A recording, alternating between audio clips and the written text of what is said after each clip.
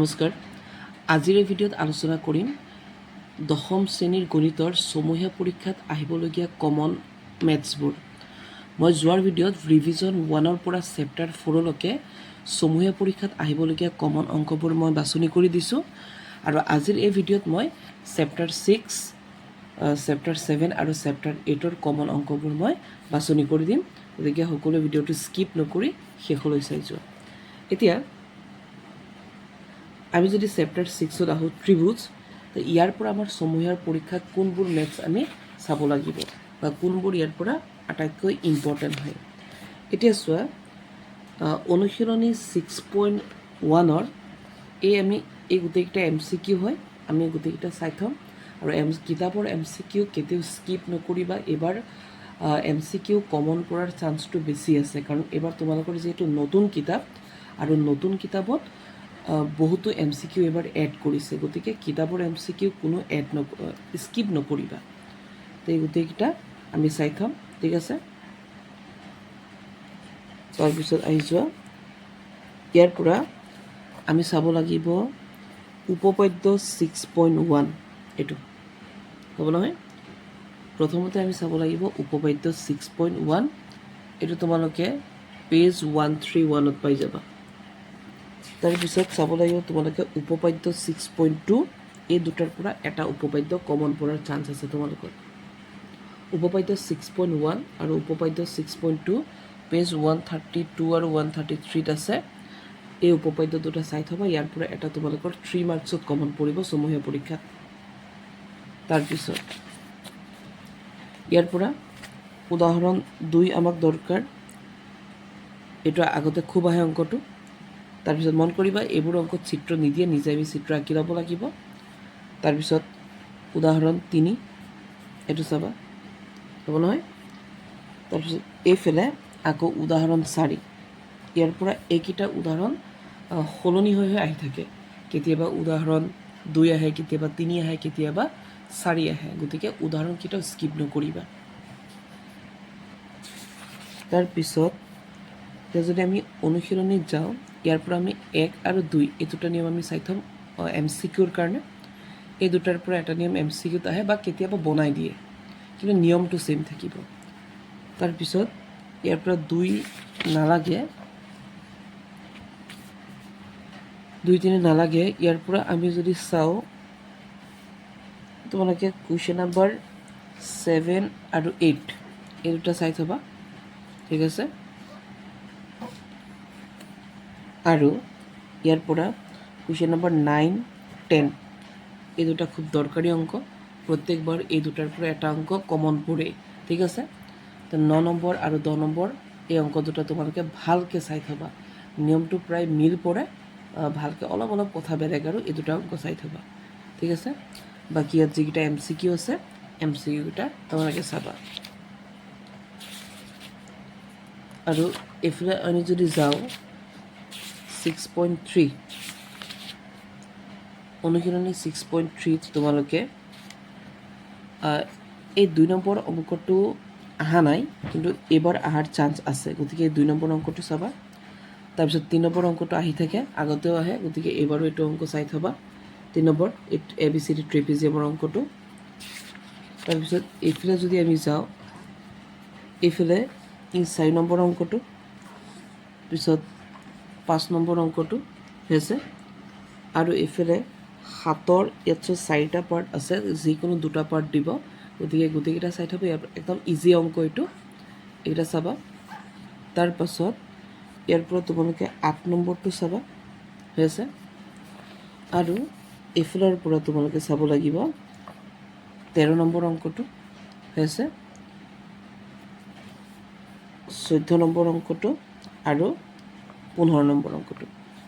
15 number অংকটো একেবাৰে easy অংক আৰু এইটো বেছি আহি থাকে, গতিকে এই অংকটো তোমালোকে চাবা, সহজ অংক আছে, চাবা এইকেইটা, ঠিক আছে। তো আমি 6.3ৰ পৰা যদি আমি এইকেইটা অংকই চাওঁ, ইয়াৰ পৰা কমন পৰাটো 100%, ঠিক আছে। এতিয়া আমি চেপ্টাৰ 7ত যাওঁগৈ, আৰু মইতো বাৰে বাৰে কৈছোঁ যে ইয়াৰ যিবিলাক MCQ আছে MCQ স্কিপ নকৰিবা। বিশেষকৈ আমাৰ 6 নম্বৰ চেপ্টাৰ MCQবোৰ কমন পেলোৱা বহুত টান, গতিকে ইয়াত যিকেইটা আছে এইবাৰ অলপ কমন পৰাৰ চান্সটো বেছি। এতিয়া আহি যোৱা চেপ্টাৰ 7 স্থানাংক জ্যামিতি। এতিয়া চোৱাচোন চেপ্টাৰ 7ত আমি কি কি চাম। চেপ্টাৰ 7ৰ পৰা প্ৰথমতে আমি চাব লাগিব উদাহৰণ 1, ঠিক আছে। এই চেপ্টাৰ 7ৰ পৰা অংকবোৰ বেছি আহে, গতিকে এইবিলাক চাবা। উদাহৰণ 2 হৈছে, বাছ ইয়াৰ পৰা এইকেইটা অংক চাবা। লগতে আৰু এটা উদাহৰণ আছে, সেইটোৱে আছে নেকি উদাহৰণ 5, এইটো এই উদাহৰণ 5 আৰু উদাহৰণ 6 এইটো, এই উদাহৰণকেইটা চাই থ'ব, হ'ব নহয়। অনুশীলনী 7.1ৰ এই উদাহৰণকেইটা আমি চাই থ'ম। আৰু যদি অনুশীলনীত আহোঁ, তে অনুশীলনীত 1ৰ 3টো তোমালোকে চাব লাগিব, ঠিক আছে। তাৰপিছত এইফালে 3 নম্বৰ 4 নম্বৰ চাব লাগিব, এইফালে চাব লাগিব 3 নম্বৰ 4 নম্বৰ, আৰু এইফালে আমি চাব লাগিব কুৱেশ্যন নম্বৰ 7, 8, 9 আৰু 10, এইকেইটা আমি চাই থ'ম। গতিকে মানে এইকেইটা ঘূৰি পকি ইয়াৰ পৰা এটা আহি যায়। এতিয়া অনুশীলনী 7.2ৰ পৰা আমি চাব লাগিব 2 নম্বৰ অংকটো। তাৰ পাছত ইয়াৰ পৰা আমি চাব লাগিব 4 নম্বৰ অংকটো। তাৰপিছত 5 নম্বৰ অংকটো চাবা। এইটোৰ লগত মিল এটা উদাহৰণ আছে, য'ত ইয়াত x অক্ষ আছে, তাত y অক্ষ আছে। তাৰ পাছত তোমালোকে 5 নম্বৰ 6 নম্বৰ চাব লাগিব। 6 পাৰিলে 7ও পাৰিবা, 6 আৰু 7ৰ নিয়ম একেই হয়। তাৰপিছত এইফালে 8 নম্বৰটো চাবা, ঠিক আছে। মানে চেপ্টাৰ 7ৰ প্ৰায়বোৰ অংকই ওলট পালট কৰি আহি থাকে। তাৰপিছত ইয়াৰ পৰা তোমালোকে 10 চাবা, ঠিক আছে। কম আহে 10টো, হ'লেও চাই থ'বা। তাৰপিছত তোমালোকে চাব লাগিব ইয়াত এইটো MCQ 11 নম্বৰটো। তে MCQ তোমালোকে স্কিপ কৰিবই নোৱাৰিবা, MCQ চাব লাগিব। এইফালে 12 নম্বৰ অংকটো, ঠিক আছে। অনুশীলনী 7.2ৰ এইকেইটা চালেই হ'ব। তাৰ পাছত ইয়াৰ উদাহৰণ কেইটামান আছে, চোৱা। উদাহৰণকেইটা আমি চাব লাগিব, যেনেকৈ এইফালে উদাহৰণ 12টো আছে MCQ, এইটো আমি চাম। তাৰপিছত উদাহৰণ 13, উদাহৰণ গোটেইকেইটা চাব লাগিব। বেছিভাগ ষ্টুডেণ্টে কি কৰে, উদাহৰণবিলাক নাচায়, কেৱল অনুশীলনীৰ অংক চাই পৰীক্ষা দিব যায়। সেইকাৰণে সিহঁতে সেই ভবামতে মাৰ্কটো পাব নোৱাৰে। তাৰপিছত উদাহৰণ 11 চাবা, উদাহৰণ 11 চাবা। আৰু এইফালে উদাহৰণ 10 আছে, উদাহৰণ 10টো চাবা। সমত্ৰিখণ্ডিত সেইফালেও আছে, চাবা। উদাহৰণ 10ৰ লগত মিল অনুশীলনীত পাই যাবা। আৰু লগতে এইটো উদাহৰণ 9 আৰু উদাহৰণ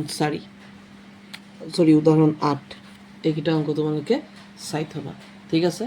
তে অনুশীলনী 7.1 আৰু 2ৰ এইকেইটা চালে ইয়াৰ পৰা 100% কমন পৰিব। নেক্সট আহি যোৱা চেপ্টাৰ 8। অনুশীলনী 8.1ৰ পৰা তোমালোকে 3 নম্বৰ চাব লাগিব। 3 নম্বৰ 4 নম্বৰ 5 নম্বৰ এই নিয়মকেইটা একেই, এইকেইটা চাবা। তাৰপিছত ইয়াৰ পৰা তোমালোকে চাব লাগিব 6 নম্বৰ 7 নম্বৰ, 7 নম্বৰটো খুবেই দৰকাৰী। তাৰপিছত চাবা 8 নম্বৰটো চাবা, ঠিক আছে। আৰু ইয়াৰ পৰা 10 নম্বৰ চাবা। আৰু বাকী আমি এইবিলাক চাই থ'ব লাগিব, ঠিক আছে। MCQ কোনেও যাতে স্কিপ নকৰা। তাৰপিছত এইফালে উদাহৰণ 5, উদাহৰণ 5 চাব লাগিব। তাৰ পাছত এইফালে আছে উদাহৰণ 4, আটাইতকৈ আহি থকা অংকটো 8.1ৰ এইটো উদাহৰণ 4, ঠিক আছে।